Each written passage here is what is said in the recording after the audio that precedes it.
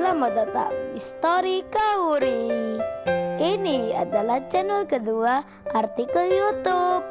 Jangan lupa subscribe ya guys, dan tekan notifikasinya.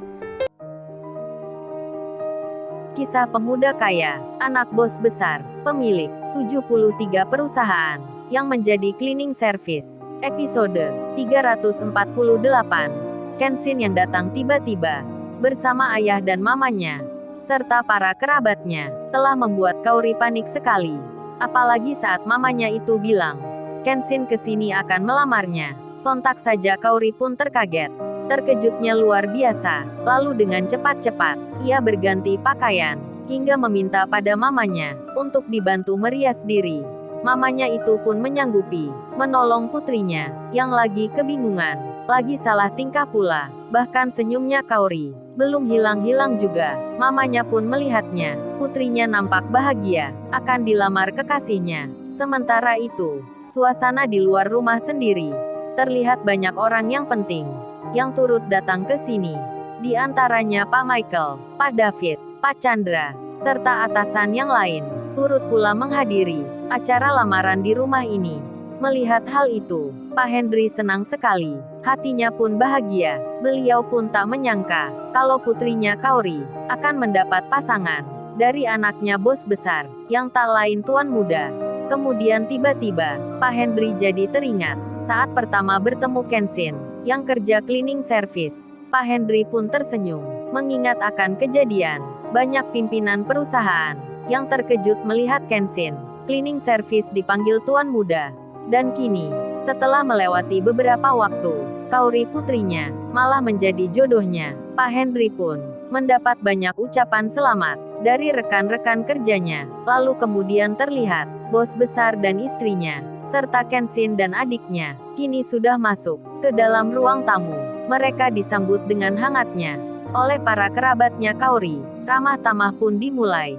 Sang tuan rumah pun bicara, memberitahukan tentang Kaori, yang saat ini masih di dalam, sedang berhias bersama mamanya. Kenshin pun mengerti, mereka pun menunggunya. Dan setelah itu, tantenya Kaori pun masuk ke dalam kamar. Beliau lalu bicara, menyapa Kaori dengan riangnya. Tantenya itu berkata, aduh, keponakan tante ini, memang cantik sekali. Cocok banget kalau bersanding dengan calon prianya, yang ada di ruang tamu itu.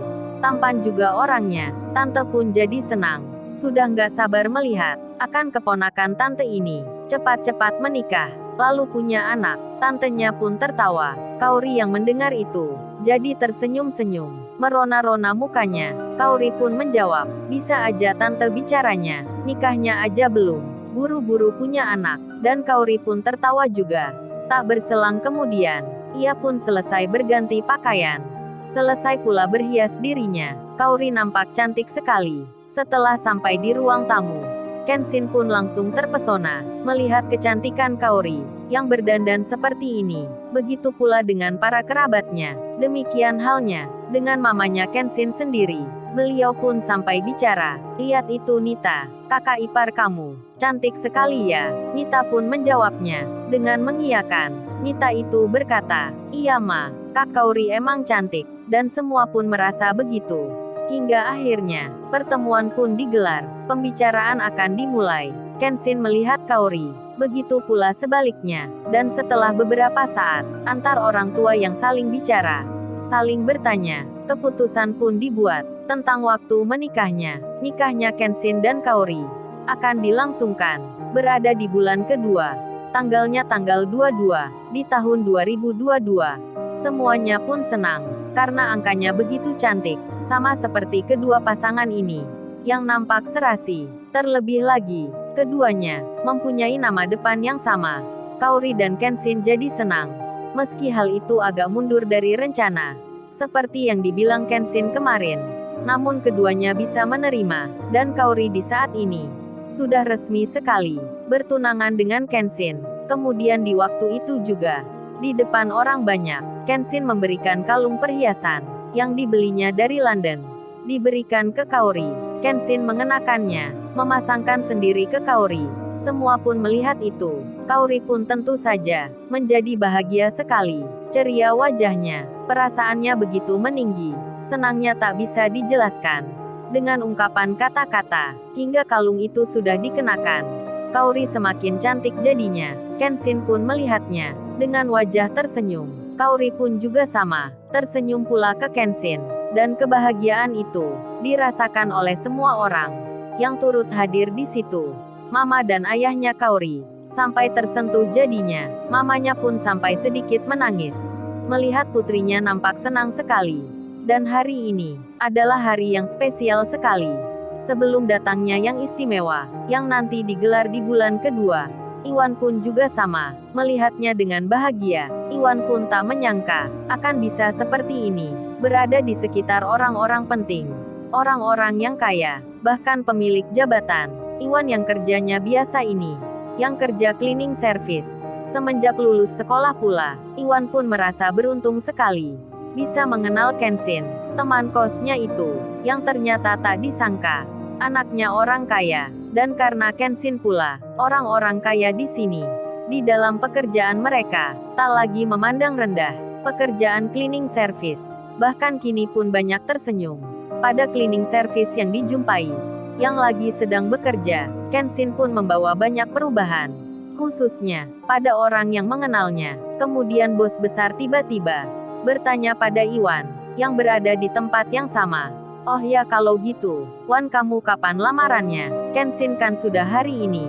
Apa kamu sudah punya calon belum? Kalau sudah punya, cepat-cepat saja diminta. Lalu segera menikah. Nanti saya akan jadi saksinya. Waduh bukan main sekali. Bos besar malah menawari, akan hadir sendiri, kalau Iwan akan menikah. Iwan pun gemetaran jadinya, lalu ia menjawabnya, iya pak, terima kasih kebaikannya. Kalau sudah ada jodohnya, saya akan mengabari. Iwan pun tersenyum.